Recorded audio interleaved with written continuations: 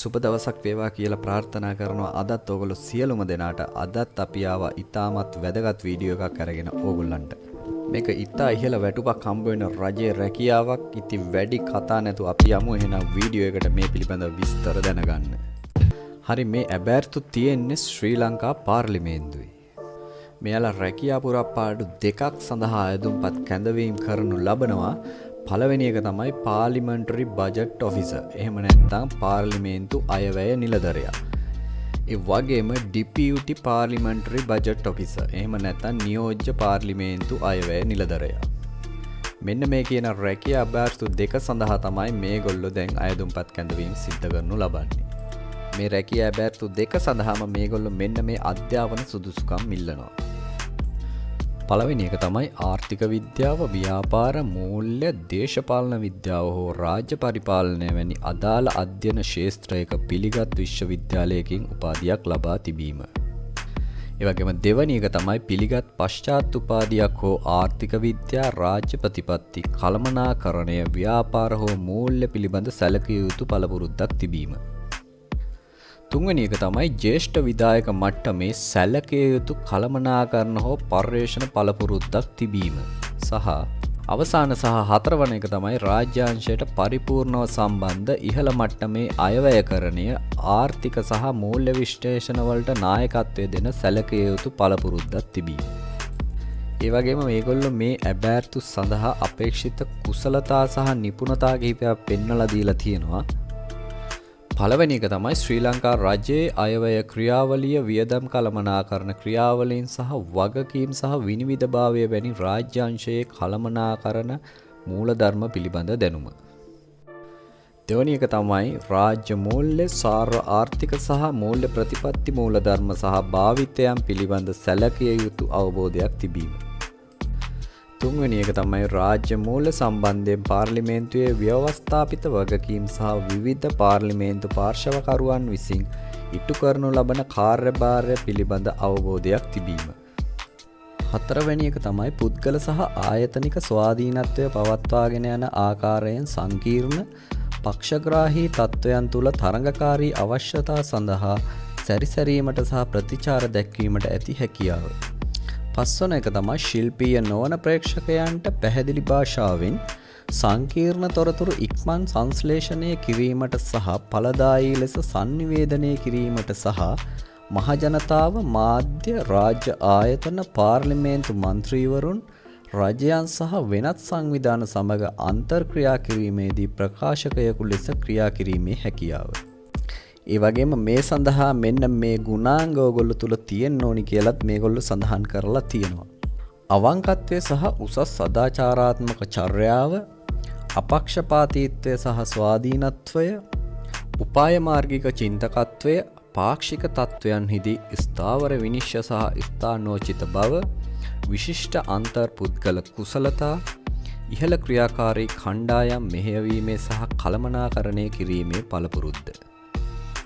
ඒ වගේම පළවෙනි රැකියා අභ්‍යර්ථුව වන පාර්ලිමෙන්ටරි බජට් ඔෆිසර්, එහෙම නැත්නම් පාර්ලිමේන්තු අයවැය නිලධරයා කියන තනතුර සඳහා මෙන්න මේ පළපුරුද්ද ඒගොල්ලෝ බලාපොරොත්තු වෙනවා.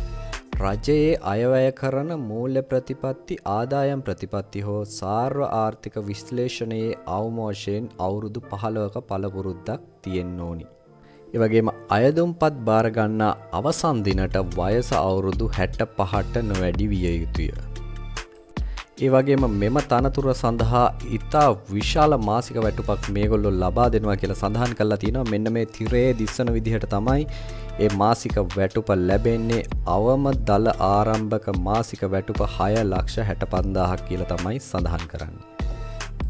ඒ වගේම දෙවෙනි අභ්‍යර්ථුව වන ඩිපියුටි පාර්ලිමෙන්ටරි බජට් ඔෆිසර්, එහෙම නැත්නම් නියෝජ්‍ය පාර්ලිමේන්තු අයවැය නිලධරයා. මෙන්න මේ කියන තනතුර සඳහා ඒගොල්ලෝ පළපුරුද්ද වශයෙන් රජයේ අයවැයකරණය, මූල්‍ය ප්‍රතිපත්ති, ආදායම් ප්‍රතිපත්ති හෝ සාර්ව ආර්ථික විශ්ලේෂණයේ අවම වශයෙන් අවුරුදු 10ක පළපුරුද්දක් ඕගලන්ට තියෙන්න ඕනි කියලා සඳහන් කරලා තියෙනවා. ඒ වගේම අයදුම්පත් බාර ගන්න අවසන් දිනයට ඕගලන්ගේ වයස අවුරුදු 45ට නොවැඩි විය යුතුය. ඒ වගේම මේ තනතුර සඳහාත් මේගොල්ලෝ ඉතා විශාල වැටුපක් ලබා දෙනවා කියලා සඳහන් කරලා තියෙනවා. මෙන්න මේ තිරේ පෙන්වන විදිහට තමයි ඕගොල්ලන්ට පඩිය හැදෙන්නේ ආරම්භක මාසික දල වැටුප 5,60,000ක් කියලා තමයි සඳහන් කරලා තියෙන්නේ. මේ සඳහා ඔයගොල්ලෝ බඳවා ගනු ලබන්නේ ව්‍යූහගත සම්මුඛ පරීක්ෂණයක් මගින් කියලා තමයි සඳහන් කරලා තියෙන්නේ. ඒ වගේම මේකේ සේවා නියමයන් සහ කොන්දේසි ඔයගොල්ලන්ට බලා ගන්න පුළුවන් මෙන්න මේ තිරයේ පෙන්වන ලින්ක් එකට ගියා නම් මේ ලින්ක් එක මම ඩිස්ක්‍රිප්ෂන් එකේ දාලා තියන්නම්. ඒ වගේම නුසුදුසුකම් බලා ගන්නත් ඔයගොල්ලන්ට මෙන්න මේ තිරයේ පෙන්වන ලින්ක් එකට ගියා නම් බලන්න පුළුවන් මේ ලින්ක් එකත් මම මගේ ඩිස්ක්‍රිප්ෂන් එකේ දාලා තියෙන්නේ. ඒ වගේම අයදුම්කරුවන් මෙන්න මේ තිරයේ පෙන්වන සහතිකවල පිටපත් ඔයගොල්ලන්ගේ අයදුම්පතත් එක්ක අමුණලා යවන්න ඕනි. හැබැයි ඉල්ලන ඕනිම වෙලාවක ඒවැ මුල් පිටපත් ඔයගොල්ලන්ට ඉදිරිපත් කරන්න පුළුවන් වෙන්න ඕනි.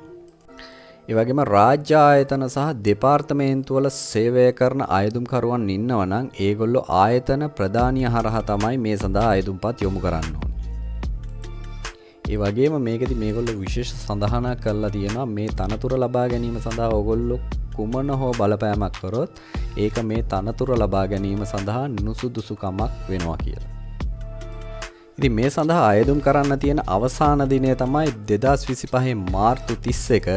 ඒ 31න් පස්සේ එවන කිසිම අයදුම්පතක් මේගොල්ලෝ බාරගන්නේ නැහැ කියලා මෙහිදී සඳහන් කරලා තියෙනවා. ඒ වගේම මේගොල්ලෝ මෙතන සඳහන් කරලා තියෙනවා මෙම තනතුර සඳහාම 2023 12/3 සහ 2024 4/5 පුවත්පත් දැන්වීමක් දාලා තියෙනවා. ඒ පුවත්පත් දැන්වීමට ඕගොල්ලෝ මේ වෙනකොටත් අයදුම්පත් යොමු කරලා තියෙනවා නම් ඒ අයදුම්කරුවන් ආයෙ අයදුම්පත් යොමු කිරීමක් කරන්න අවශ්‍ය වෙන්නේ නැහැ කියලා. ඉතින් ඕගොල්ලෝ අයදුම්පත සහ ඕගොල්ලන්ගේ සහතිකවල පිටපත් මෙන්න මේ තිරයේ පෙන්වන ලිපිණයට තමයි ලියාපදිංචි තැපෑලෙන් යවන්න ඕනි. ඒ වගේම ඔයාලා තැපෑල් කරන ලියුම් කවරේ වම් අත පැත්තේ ඉහළ කෙළවරේ ඔයාලා අයදුම් කරන තනතුරු නාමය සඳහන් කරන්න ඕනි. එහෙනම් මේ සඳහා සුදුසුකම් ඔබට තියෙනවා නම් සහ මේ සඳහා උනන්දුවක් දක්වනවා නම් ඉක්මනින් මාර්තු 31කට කලින් ඔයාලගේ අයදුම්පත යොමු කරන්න.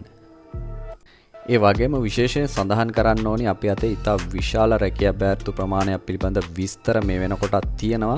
ඒක හින්දා ඔයගලන්ට පුළුවන් නම් කමෙන්ට් සෙක්ෂන් එකේ කමෙන්ට් එකක් දාන්න අපිට මෙන්න මේ රැකියා බෑර්තුව පිළිබඳව විස්තර ඉක්මනින් ලබා දෙන්න කියලා. එතකොට අපිට පුළුවන් ඒ සඳහා ප්‍රමුඛතාවය දීලා ඒ සඳහා වීඩියෝ එකක් ඉදිරිපත් කරන්න. එහෙනම් අදට අපි ගිහිල්ලා එන්න. ඕගොල්ලෝ හැමෝටම සුබ දවසක්. මේ වගේ වටිනා වීඩියෝ එකකින් ඉක්මනින් අපි ආයෙත් හම්බ වෙමු.